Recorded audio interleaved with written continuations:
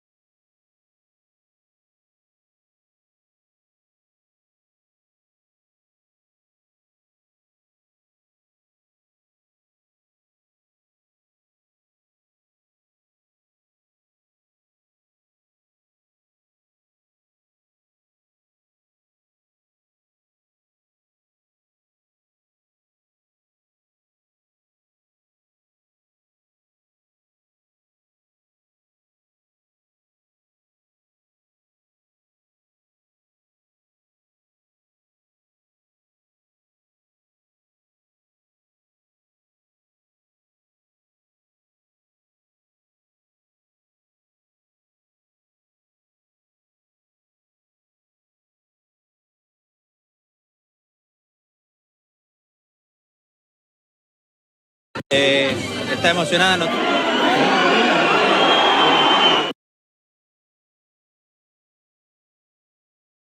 Político, social y económico. Con el anuncio reciente de la Argentina es responsable.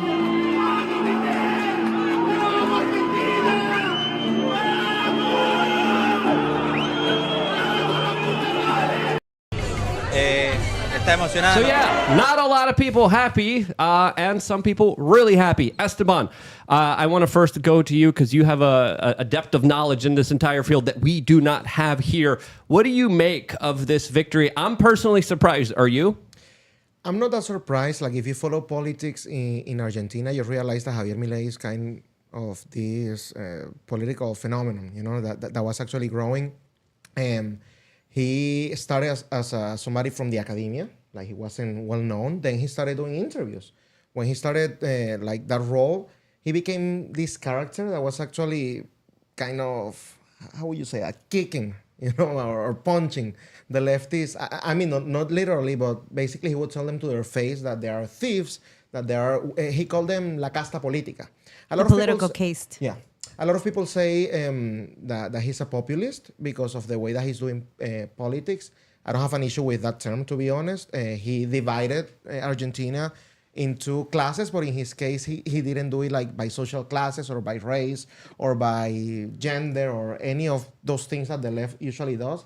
He actually said, I mean, there is a political class that is taking the money from you, that is corrupted, that is doing everything just to ruin the country, and it's us, the people, the victims of the political class. That speech had a lot of effect on the population because El Kirchnerismo, which is this extreme political left ideology, they have been governing Argentina. I mean, Néstor Kirchner was president for 2 terms, then Cristina Kirchner for 2 terms, then Alberto Fernández, who is the current president, and Cristina Kirchner is the vice president. I mean, he's been there also for like 4 years. So they've been under this political model for quite a bit. Only during Is that 20 years? No, I wouldn't say it's 20. It is almost 20 years. It's not 20 years, but almost 20 Close, years. yeah, okay. But there was also a period of 4 years where Mauricio Macri was president. He was kind of different. He wasn't that different, to be honest. But at least he was more, let's say, democratic. So, I mean, they were in there, like, for those 20 years, like, without any interruption. That interruption happened. But eventually people realized that the political class didn't have any answers for them. And that's why Milei became this huge character, this huge personality that was able to connect with the people that are usually those who vote for the left. I don't know if you guys know, but the voting age in Argentina is 16. It's not 18, it's 16. And this was a policy that was promoted and implemented by El Kirchnerismo.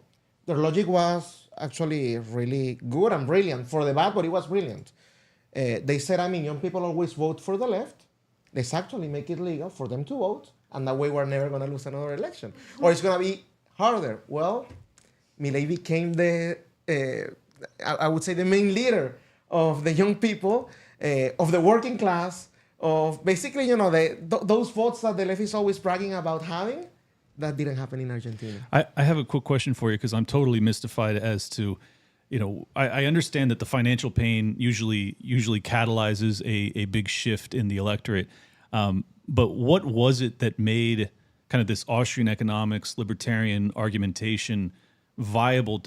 Is there some sort of education in that regard in academia? No. I wouldn't say it's education. I mean, there's obviously a lot of people that are trying to spread these ideas from academia and whatever like in politics, in the media, but it's not the majority. Argentina suffers from the same evil that the US is suffering right now, and even other countries like my own, like Venezuela.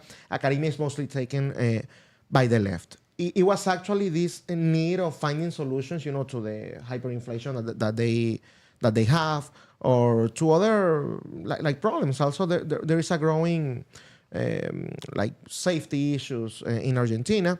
And just like in Venezuela, with the only difference that obviously Milei is proposing it to do it in a more institutional way, people started saving in dollars. Like they realized, I mean, if I save in pesos, my savings are just gonna be nothing. So I think the whole situation and having a guy who's actually telling them, okay, my proposal is that you can save in dollars, and it's basically the whole economy is going to be based on this currency that, whether we would like it or not, is more like way stronger than any coin, any currency in Latin America.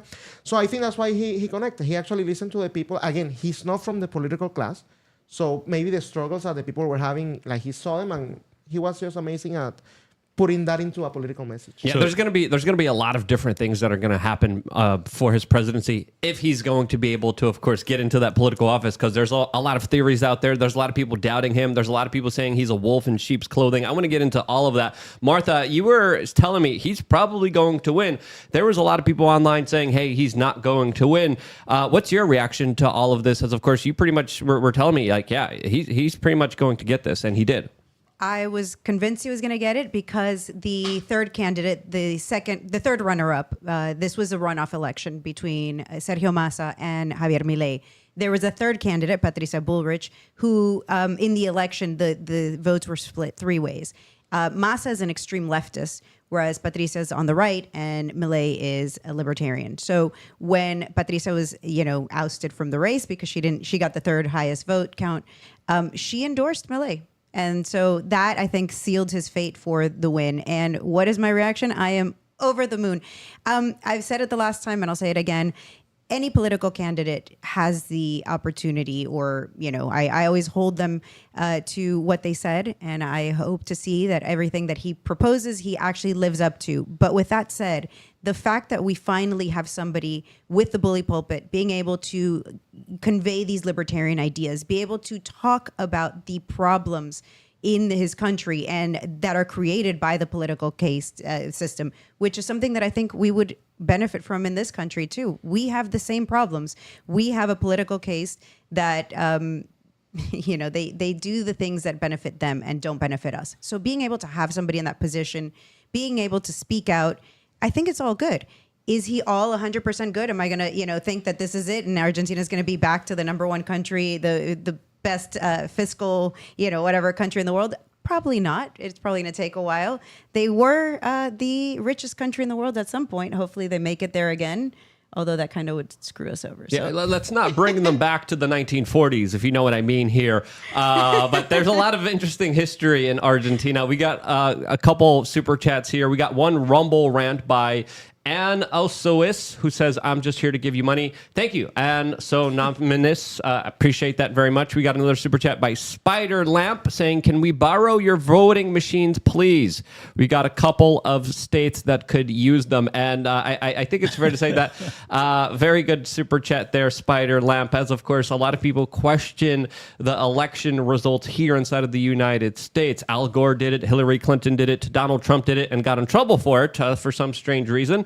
He wasn't allowed to do that. But when it comes to the elections, I think it's fair to say that the elections weren't even close in Argentina, specifically this time around. The first time around before the runoff, they were. But I think having such an overwhelming amount of support didn't allow them to kind of cheat the system. But are you guys familiar to how they actually did the voting there, and why weren't they able to kind of steal it or manipulate it, or to, as the corporate media says, fortify the elections like they did here in the United States? Yes, they weren't able to do it because Mauricio Macri and Patricia Bullrich, which is like the other candidate that Martha was mentioning, they kind of gave him the full support that also included, they call them fiscales. Yeah. They call them fiscales. Yeah, that's what it is. And so, paper ballots. We that's another thing. cannot overemphasize how important paper ballots are. Yes. So when you put all of that together, I mean, they can still do electoral fraud, even with paper ballots. Right. They actually tried to do it in the first round, and I think this time it was more difficult because they were more organized. Again, it was like this political platform that is huge. I'm not talking about La Libertad Avanza, but about Juntos por el Cambio, which is Mauricio Macri's platform. And they gave him the full support, including those people like watching over the elections. And their system is kind of interesting. They, like, you don't have to fill any circle or any name or anything. You go to the place, like to the ballots, and they just have papers with the faces of the candidates, and you take the one that you're voting for, you put it in an envelope, and then you put that envelope in the box. So yeah, it's kind of different than what we're used to. Sometimes that is used to.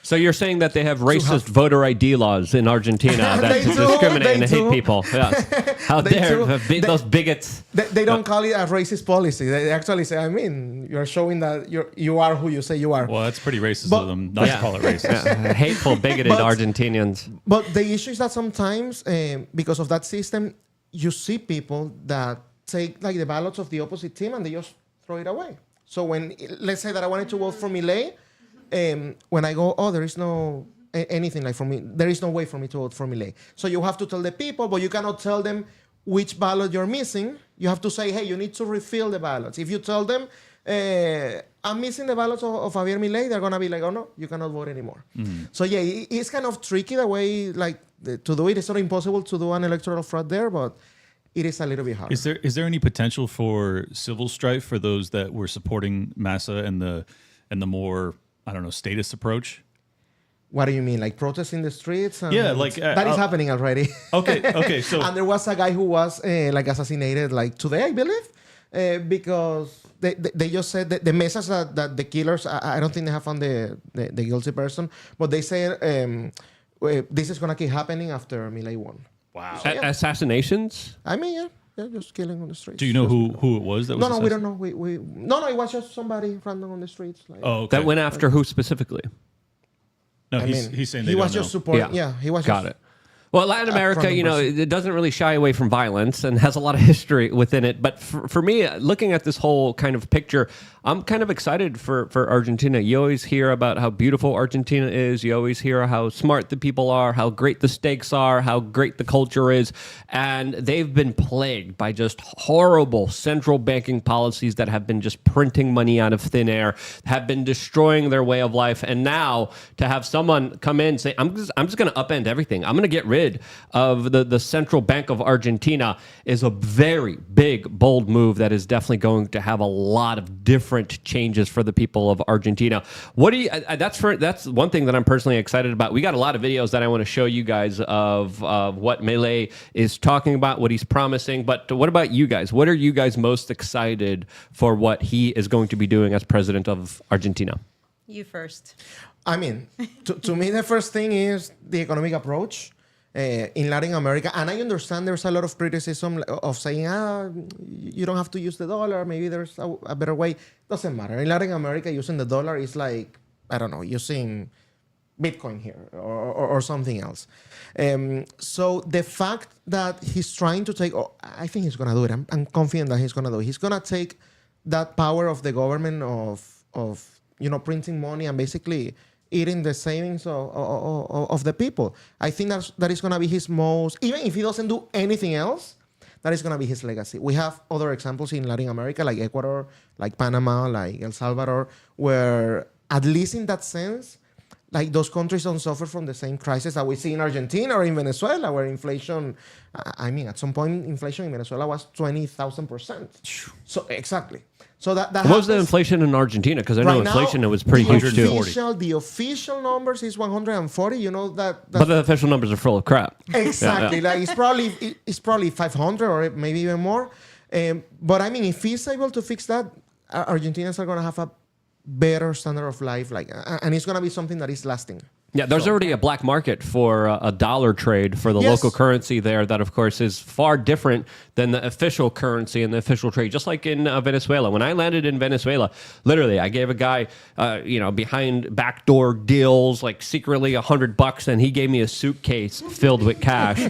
And I was literally bawling with like huge wads of cash down in my pants that, if I was going to ever get robbed. Didn't you feel rich? Hell no. I had to watch my back all the time.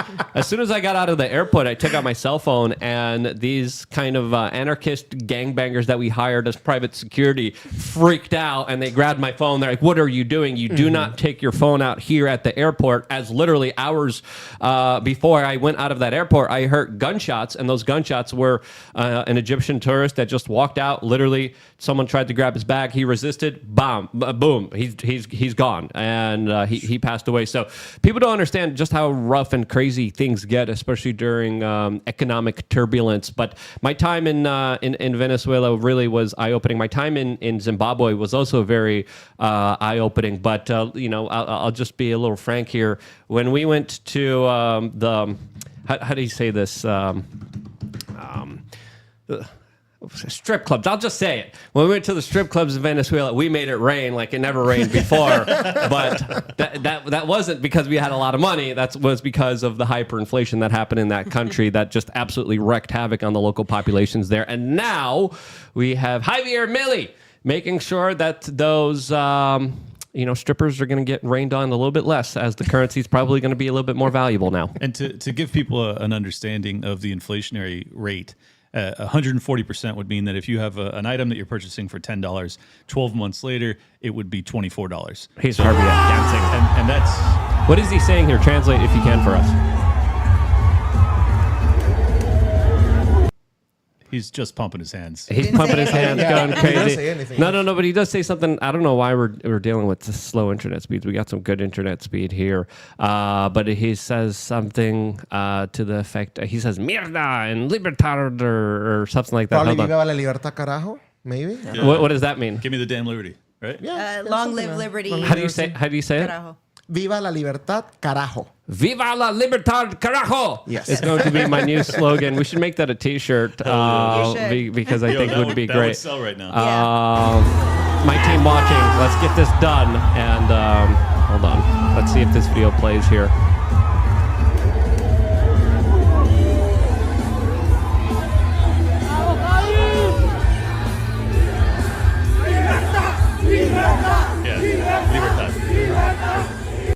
When he goes off on his rant, I mean, I think one of the most prolific kind of videos of him that went viral is absolutely this one. That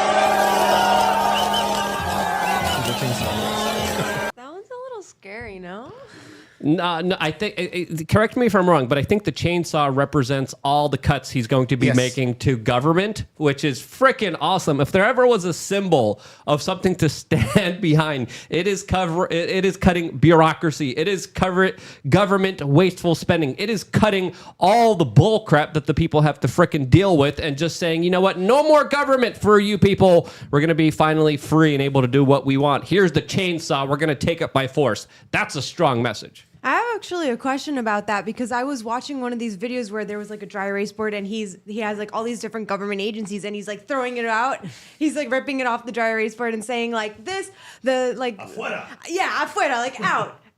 Like the EPA, out. Like Environmental Protection Agency, no more. Like all these things. And I was curious, I'm like, what does that actually look like? Freedom. We're about to find out. Can you explain, like, how is that different, and how can we? I can't even see what that means. Like, I want to see what that means. I mean, it would be great if we did that here. That means that you no longer have a government agency controlling things. So he's a big proponent of the free market. And what that means is that companies will be able to decide for themselves, like where they trade or who they do business with, as opposed to a government entity making that decision. At the end of the day, it's always humans that make these decisions.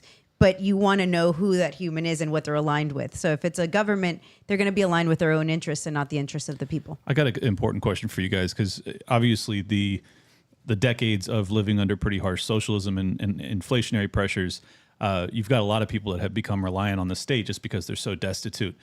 What is his plan, if there is one, aside from giving them a more stable currency to use in the U.S. dollar and also opening it up to competing currencies, which is all great, no disagreement there. I am curious though, if he has to rip away all of these social network or social safety net programs, does that create a potential coup? Like, what does that do you think? Well, he was clear this during the campaign because obviously taking those decisions is kind of harsh, especially when people like rely and depend on that.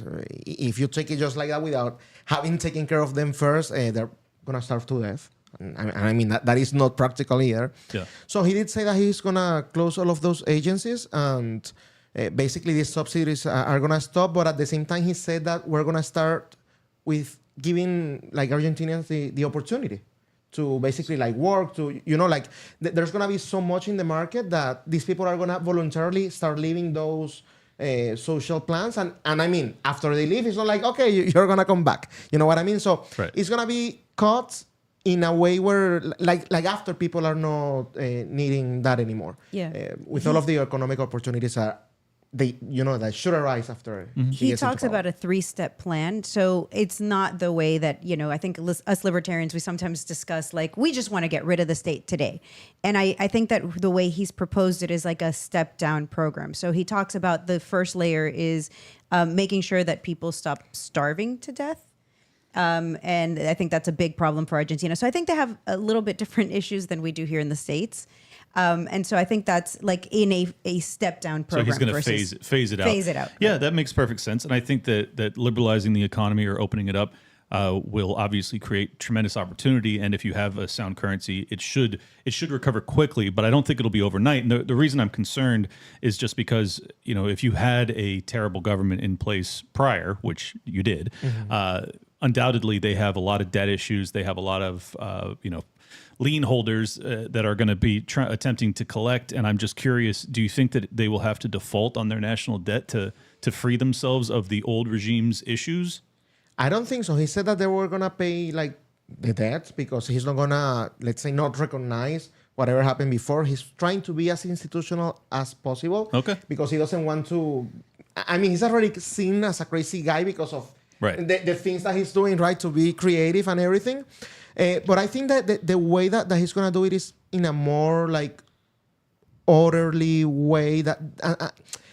So he's going to put down the successful chainsaw at that, and then be a pragmatist. Well, no, I don't think he's gonna put it down like that. I want the chainsaw. I want a chainsaw myself. I literally was like, I'm going to go to Home Depot right now and just get a chainsaw in here and then gas everyone. That'd be really fun. There are things where he can actually use the chainsaw. He said that one of the few things that he's gonna do like right away is privatizing like the media, for example.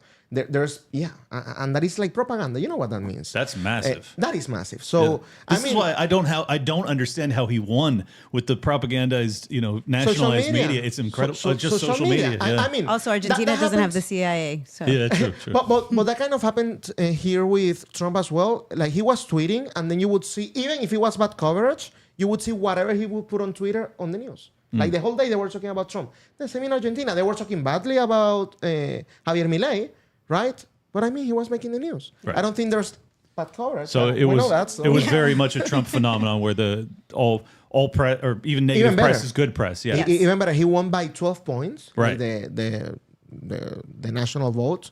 If you look at the map, I don't know how many provinces there are in Argentina. I think he was missing 2. No, he lost 3. He lost 3, but I don't know, out of 20 maybe or something like that. I mean, it was a landslide. It was a landslide. Yeah. I really think it was his personality, his energy, and his skits. Him being able to be silly, just to be kind of free flow, kind of just to be in the moment, that allowed him to become the next president of Argentina. One of my favorite videos of him is this one specifically of him using a fake replica of a bank as a piñata. Here's the audio. If it's in Spanish, if you guys could translate, that'd be awesome. Tranquilo, con tranquilidad. Simple, cuidado, chicos, córranse, pará. No, pará, cuidado, no, cuidado. Pará, acá, pará, ahí. Pará, bueno, basta. Pará. Ahí está. Listo. Pará. It says listo, which means finished or done. Llévatelo, basta, Milei, llévatelo. An amazing representation that if only we had that here in America. If only. I mean, we had Ron Paul on the national stage come out and say, hey, we should end the Fed. We have Rand Paul saying, hey, we should audit the Fed. And compared to this guy, let's just be honest here. He brought it to a whole other level of using the Federal Reserve as a piñata and smashing it to little bits. He also had this to say, as of course, the visceral nature of this, I think, was amazing for people, for me to see in the United States, but for people all over the world that are just being financially and economically robbed. This was incredible to see. And then, of course, he matched his antics with his words, as of course, this is what he promises to do as the next president of Argentina as one of his first moves. I think there's a previous discussion about dollarization. Actually, strictly speaking, it's to get rid of the central bank. The dollarization is an instrumental issue at the end of the day. There are 4 argumentative axes. One has to do with a moral issue, which is that stealing is wrong. And seigniorage is nothing more or less than a swindle by politicians against good people. Therefore, let's say if we consider that stealing is wrong, one of the greatest thieves in the history of mankind is the central bank. The second point has to do with a technical issue, because in the Argentine case, it is more evident when a product has no demand, its price is 0. So, if the local currency has no demand, and its price should be 0. The equilibrium real balances are 0. Whatever amount of money a central bank wishes to impose, the counterpart is that the price level is infinite. Demand and its price should be 0. Equilibrium, real balances are 0. Whatever amount of money a central bank wants to impose, the flip side is that the price level has infinity. And what do you do with the central bank? Would you close it? At one point you made the joke that you were going to set it on fire. Well, what you do with the building is a problem of what you decide to do with it. It's a figure It's a metaphor. What I'm saying is that the institution doesn't exist anymore. I am saying that in the transition, until you can transform the banking system into a free banking system, it will have to fulfill the function of regulating the banks. The superintendent of financial institutions will continue to operate until a free banking system can be set up. And in that idea, if you are president in 6 months, 10 months, 1 year, all the bills in circulation in Argentina would be dollars? All dollars, yes.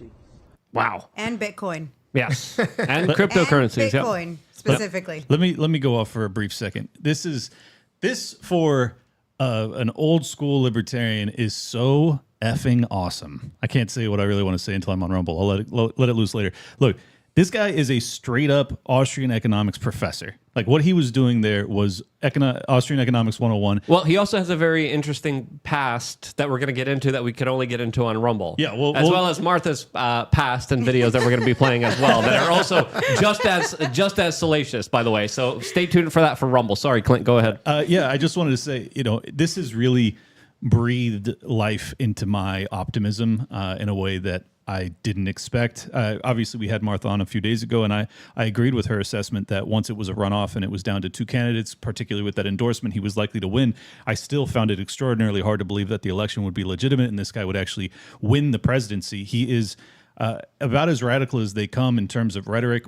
In action, who knows what he'll be, but the fact that the people, a nation with nearly 50 million people, voted for an anarcho-capitalist. That's me, folks. That is so nuts that that you could have the majority of the country actually vote for that, particularly given how impoverished they are and that they are really entrusting. They're putting their belief in a messenger that's saying the state is not going to save you, but I can help you save yourselves. That's such an empowering message. It's so inspirational that this has actually happened. And if he succeeds, if he turns Argentina into the Hong Kong of Latin America, my God, what a paradigm shift that is for the globe.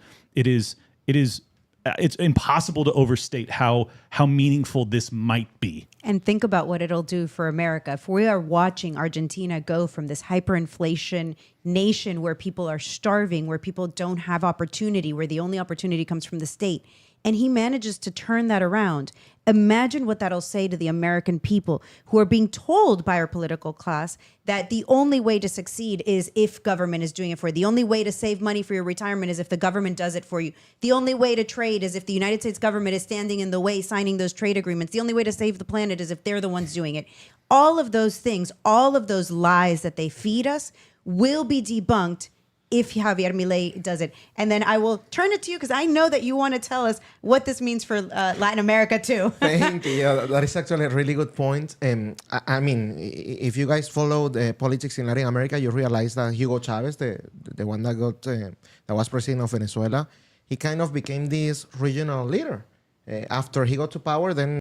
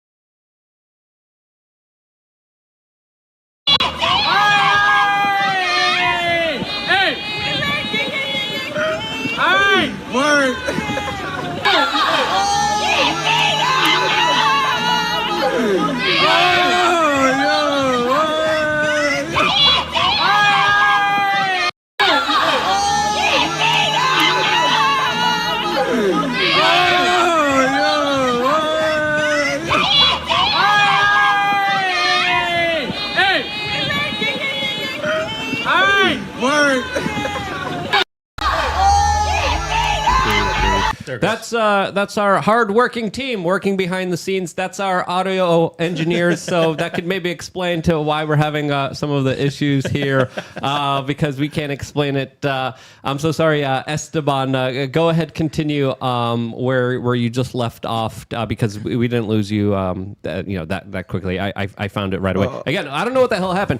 with new equipment in the mail. We're going to have to figure this out because I updated everything. I tried to fix everything, and then I don't know. It just still sometimes has little hiccups. The hiccups are going to be 10 seconds long. Just wait a little bit, and then we'll show you more of our team working behind the scenes trying to fix it as that happens. But Esteban, sorry, go ahead. What does this mean for Latin America? I think Javier Milei has the personality. I think if he succeeds in Argentina, he's going to become this kind of role model for those politicians in other countries where... Bro, that ain't just Latin America. He's inspirational for the rest of the world. But I mean, given the fact that he speaks only Spanish, sure. It's going to be more influential in Latin America. And basically, that is what happened with Hugo Chavez when he was in power. He became this... product or this celebrity. He was a celebrity. Everybody wanted to be like him, like if you were on the left. So I think Javier Milei can become that for the other side of the political spectrum.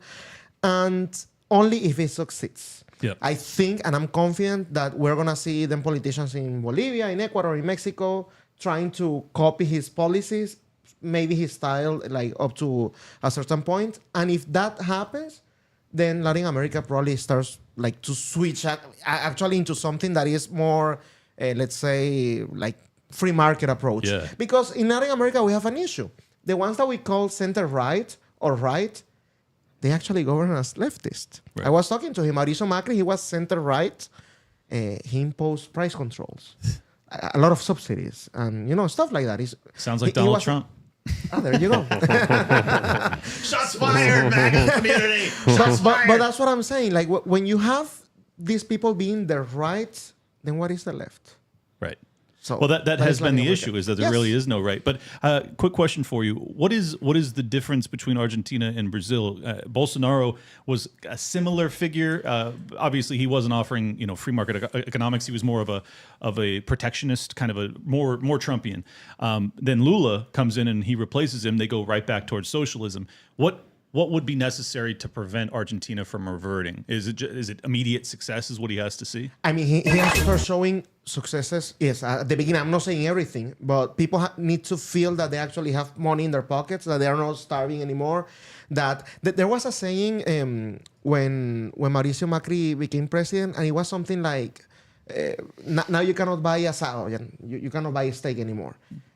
If people can buy steak again, I mean, they're going to be like, okay, I can actually feel the difference, so I'm going to give another shot at Javier Milei. Ganar con bistec. Exactly. Bisteca es muy bien in Argentina. I love the steaks in Argentina are something that I hear are just totally out of this world, and something that I personally have always had on my bucket list to travel to in order to see, as well as the Iguazu Falls. And I think the latest developments here are probably going to prompt us to go down there.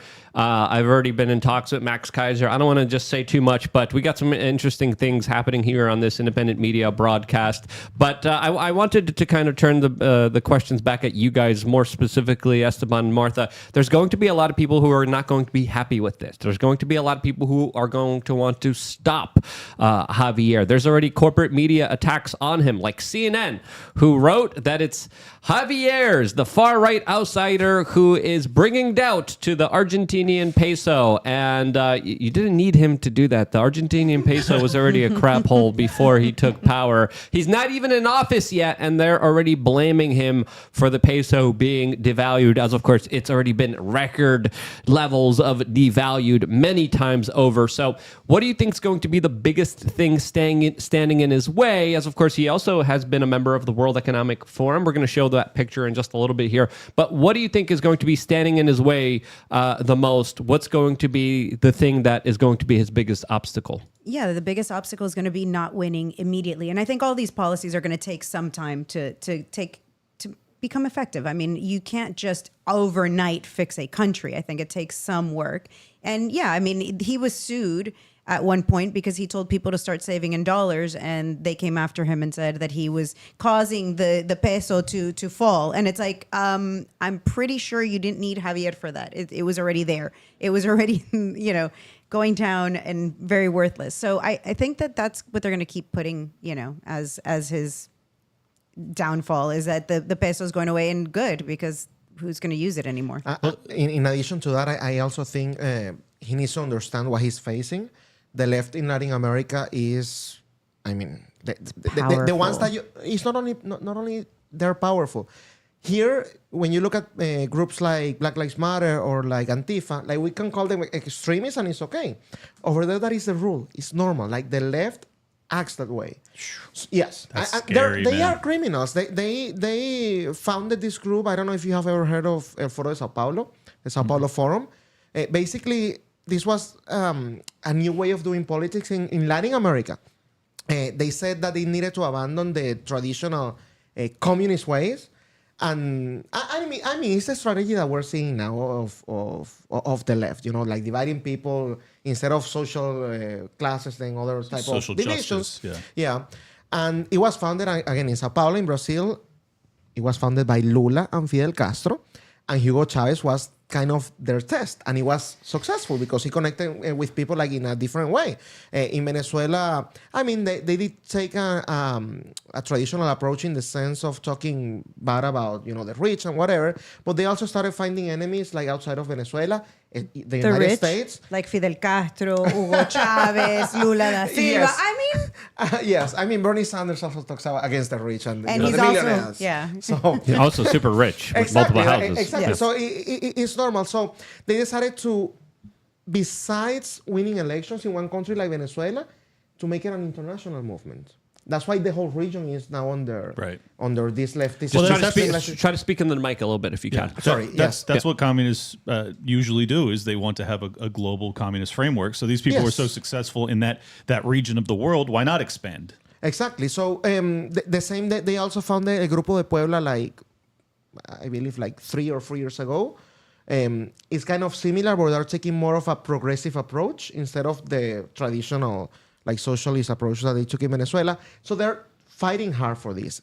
We had the second most powerful person of the Venezuelan regime, Diosdado Cabello. Years ago, he talked about las prisas bolivarianas, like, how would you call that? The Bolivarian wings or something. It was basically financing riots, violent riots in other countries. That happened in Chile, that happened in Colombia, that happened in Ecuador. Like when they were opposition, that's when they are opposition, that is when they are the most dangerous, because since they're not in power, they're actually gonna do everything they can to make the country a mess. That is impossible to govern. That is what's gonna happen to Javier Milei, and he needs to be prepared for that. He knows that. He knows the whole situation. I'm confident. He actually said, I'm not gonna allow any of those riots, any of those attacks on private property. And if they come after me, they're going to have to take me out dead from La Casa Rosada, which is like the White House of... The pink house would be in this case. Yes, the pink house. It is pink, so yeah. And I mean, if he understands this and if he actually has any strategy to face it, then he's going to succeed. This is exactly what Nayib Bukele faced in El Salvador, and he ended up cracking down very hard on the cartels. It sounds as if... It's tough, because I know as a libertarian, he's probably not interested in putting a ton of people behind bars, but it may be necessary given that he's probably going to be facing, revolutionary style leftists. I would imagine. That's based off what you're saying. Yes. The issue here, and sometimes people, especially here in the US, I would say they don't understand, is because, I mean, we can say whatever we want about the US. I know there's a lot of flaws, like in the justice system. We are seeing it recent, but it's not the same as Latin America. It's not even close. Like if you tell a Venezuelan or a Colombian or an Argentinian, oh yeah, we know your problems, it's like, no, you guys, you have no idea. So yeah, the same issue with Bukele. There's a lot of criticism. I mean, yes, this guy is authoritarian. How do you fix that problem? Right. How do you fix that problem? Because I can also argue... It's the murder capital of the world. What are you going to do? Exactly. Not anymore. But I can also argue... I mean, if you need to be in your house at 6 p.m. because you're going to be kidnapped or murdered if you're on the streets, you're not free either. No. So what do you put that on a balance? Find a balance. You need to be a little bit pragmatic about it. Yeah, there's no kind of liberty in mafia gang-controlled areas as well. Exactly. Even though the mafias and gangs usually rule things a lot better and more honestly than the government, that still doesn't really matter. You're still not dealing with a good situation. But I was going to bring up Bukele in just a little bit here. I want to read some of the Rumble rants. We got one by E. Radley, who says, quote, "I enjoy your respectful interactions with your guests. Keep up the good work. Thank you so much for that. We really appreciate appreciate that. We got another one here from Christopher Conwell, says, Luke's the boss. Thank you so much for that. Lone Wolf 36S said, I'm so happy for Argentina. If he can survive the deep state, he's going to make so many lives better. We dream of that change here.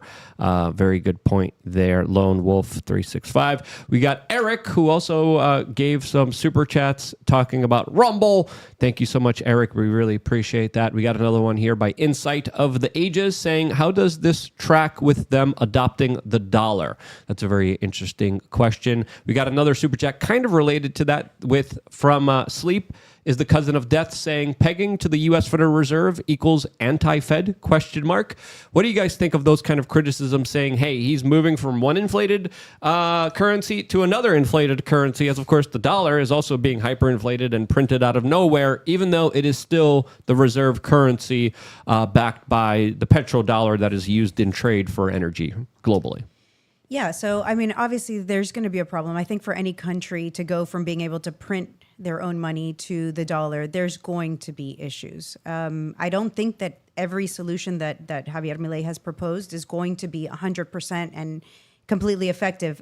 When you have a currency that is going through hyperinflation, you need to stop the bleed. And I think that's what he's doing here. Is it the right solution for the rest of Argentina's future? Probably not. So what do we do with this? I mean, it's kind of sort of working in El Salvador, and I hope that that's something that we can look forward to working in Argentina. Again, only time will tell in my view. Yeah, another issue that we need to understand is that in Latin America, there's usually no autonomy like among these institutions. So the central banks are usually controlled, even though they say there are always exceptions. I believe in Mexico, they have a really independent central bank. But for the rest of the region, it's like, I mean, if you dollarize, like you're actually... No, okay. Well, that's the thing. No, you cannot compare it. It's not even it's close. It's just like our justice system. Exactly. It's not even close. It's not even close. For Latin America, dollarizing is actually saving lives. So I wouldn't even try to compare. I mean, again, I understand all the flaws that the dollar has. I understand that it's, the same fiat money and whatever.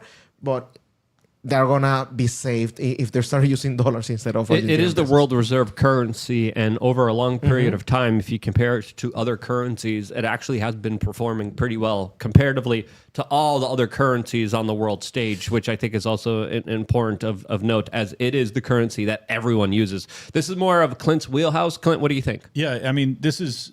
Because it's the reserve currency of the world, we export our inflation, the U.S. dollars that are used by all of the other countries all over the world, that actually absorbs. It creates dollar demand, which means that our purchasing power is strengthened.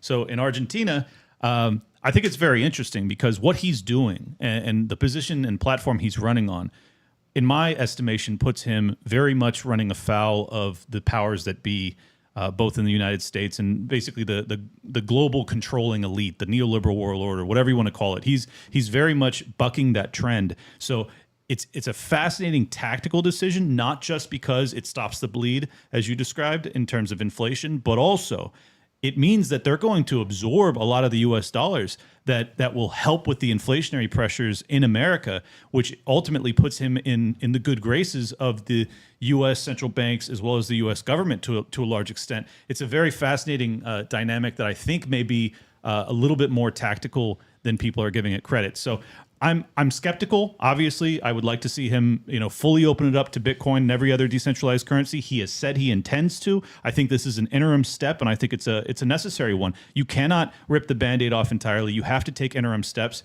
I think he's as radical as this guy is. He's behaving in a way that I probably would, and I guess that's why I respect it. I mean, I'm personally more kind of optimistic about the Bitcoin approach here, as of course the price of Bitcoin went up also. And Stacey Herbert, Max Kaiser's better half, actually came out and tweeted this. This is the Bukele model. And it, quote, is sweeping Latin America. Economic liberty plus Bitcoin plus security plus vision equals renaissance. And there's been a lot of promises made in El Salvador, and I would say on average, the life for the average person in El Salvador definitely has improved under Bukele, who is the president there and also running a presidential campaign, as his position of power is also being questioned there. He also pissed off a lot of people at the World Bank and the IMF that weren't happy about him implementing Bitcoin as their kind of reserve currency. But is that the way to move forward? As of course, a lot of people have doubts here. A lot of people have speculations, as Javier Milei has been listed on the World Economic Forum as a participant of their organization and their conferences. Is this something, as well as his support for a lot of other kind of more aggressive foreign policy efforts, is this something that concerns you guys? Or this is something that we talked about last night with Jackson Hinkle. It doesn't really matter because Argentina doesn't really have that much of an influential foreign policy. I mean, in that specific case, he's being asked this question precisely because a lot of people are kind of doubting like where he's coming from. But he said that he doesn't have any ties with the World Economic Forum anymore. Like it was just at that time and whatever. Can I give some details on that real quick? Yes. It was 2014. There was a World Economic Forum convention in Argentina. He was asked to speak. He spoke out against central banking, and he was never invited back again. There you go. So he has said this in the past. That he doesn't I have bring that any- up because any there's a ties lot with of comments going on in the chat right now being like, he's a World Economic Forum stooge, and I see all the photos, and I wanted you guys to specifically address that, as of course the World Economic Forum puts a lot of individuals on that participation list who don't always want to be on that participation list.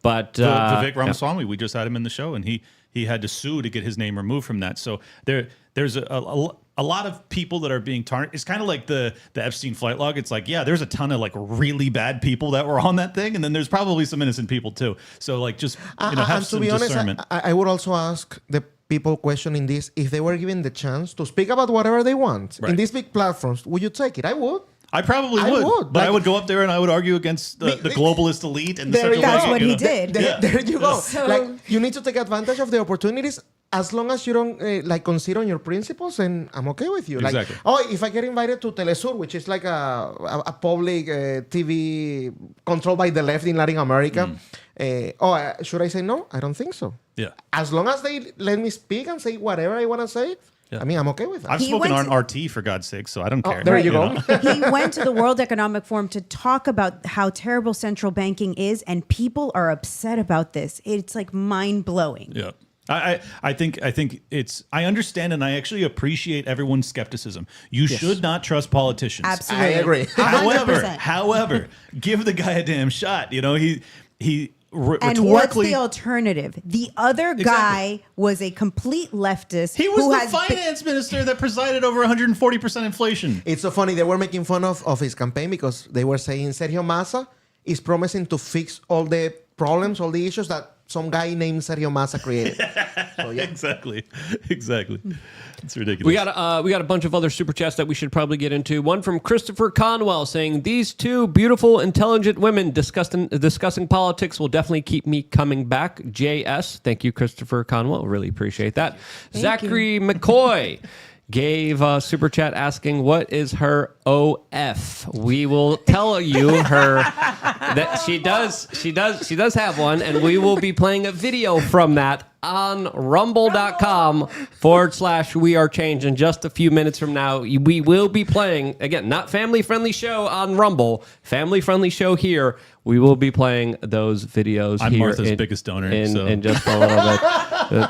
That's not a surprise from my perspective here.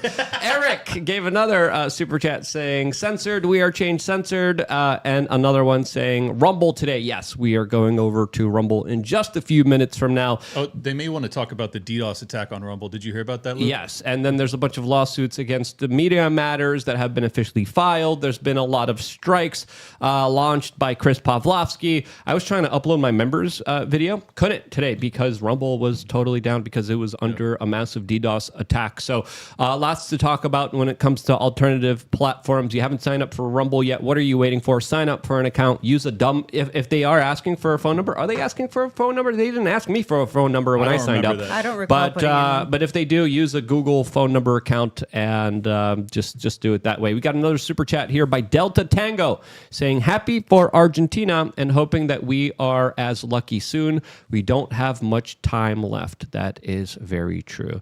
John Maris sent a black flag. That's cool. We really like that. Eric gave another super chat saying hashtag 420. That probably is related to Martha. Martha has a very interesting business that we will be talking about on Rumble. She's a very interesting lady, to say the least. We'll get into all that and videos very soon. We got another one here by Fountainhead Forum saying, I have had 23 people on my show talking about Malay, including Esteban and Martha. This is the democratic capitalist equivalent of the Bolshevik Revolution. I will have more people talking about him. Yeah, I do believe the conversation is important because if you look at the corporate media's coverage of this, CNN, Washington Post, they're all attacking him. They're all calling him a far-right Donald Trump-like candidate. Now, Donald Trump did congratulate him on Truth Social, but I think there's a lot of big differences between him and Donald Trump. What would you guys say would be some of the biggest differences between him and Donnie Boy? Ooh, big one is that he actually knows about economic theory and he believes in freedom. I mean, so you're saying he's not going to give $2,000 checks and handouts like Donald Trump did, and allow the country to be locked down and print $6 trillion? Yeah, I hope not. I mean, that's one of the first things he's taking off the board. He's no longer able to print money because he won't control the central bank and he won't control the dollar. So he won't be giving secret Federal Reserve bailouts like Donald Trump did during those years when everyone was getting sick. He's not going to be doing that. I don't need the MAGA crowd coming after me. Okay, he won't be browbeating Jerome Powell to get the Fed funds rate to go down because of a lockdown that was totally unnecessary based off a guy that he put in charge to alleviate the issue that he created that then he lied to Congress in front of. Will he be doing any of that? Tell me how you really feel. That we funded the original creation of, especially with the Eco Health Alliance, and then probably released everything on purpose to control everybody and subjugate everyone's liberties and freedoms. Javier won't be doing that? Okay. You won't be working in Wuhan? I think that there's a clear difference between these candidates. Although Sorry, go ahead, both guys. have crazy hair, so there are some similarities.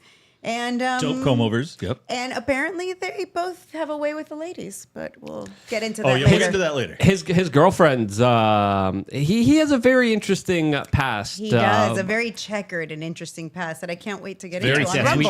We can't talk about it here.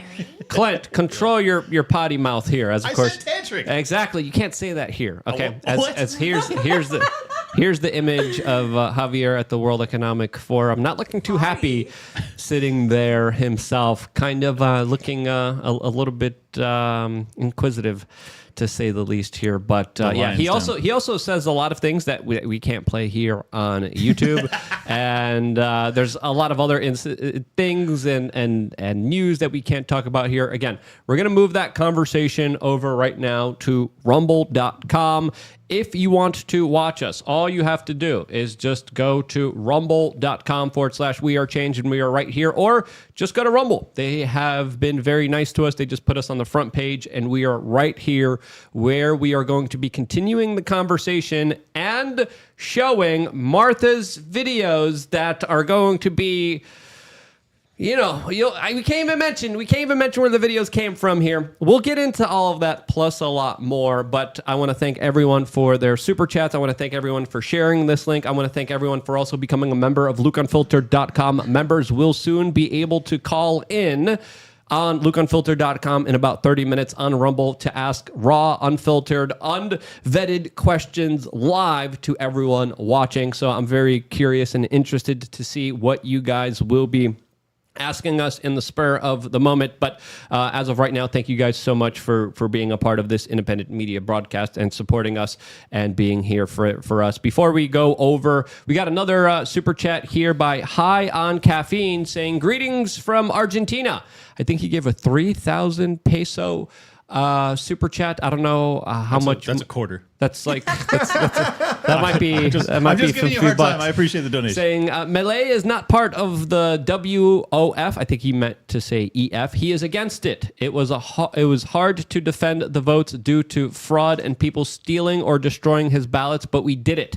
Milei had great speeches. You should watch. If you need someone in Argentina to contact, just let me know. Viva la libertad, carajo! Viva la libertad, carajo! That was very effeminate. Clint, we got to say it with the machismo there. All right, Okay, I'll say it okay. more Viva basic. la libertad, carajo. Viva carajo! Carajo. And I have other curse words I want to say in Spanish that we can't say on here. Eric just gave another one saying, "Hey Shiv," and said censored. Yes, we are censored here on YouTube, but of course we are not censored on Rumble, where things will get very, very spicy from here. Before we transition over, Esteban, where can people find you really quickly? Esteban DHR. Martha? Bueno for Miami. Clint? At Liberty Lockpod on Twitter, Liberty Lockdown on YouTube, and Rumble, and Tower Gang as well. And if you want to support my work, libertylockdown.locals.com. Steph? Steph, we are change on Insta. All right, everyone watching on YouTube, it's simple. Rumble.com. We're on the front page. See you there right now. Sign up, start an account. A lot of people just don't go over. I don't know what you're doing. What are you doing? Stop supporting Alphabet. Stop supporting Google. Stop supporting the censorship of speech and go towards a platform that is literally fighting for your right and ability to stand up for you as a human being with dignity, with speech, with truth. Now it's time more than ever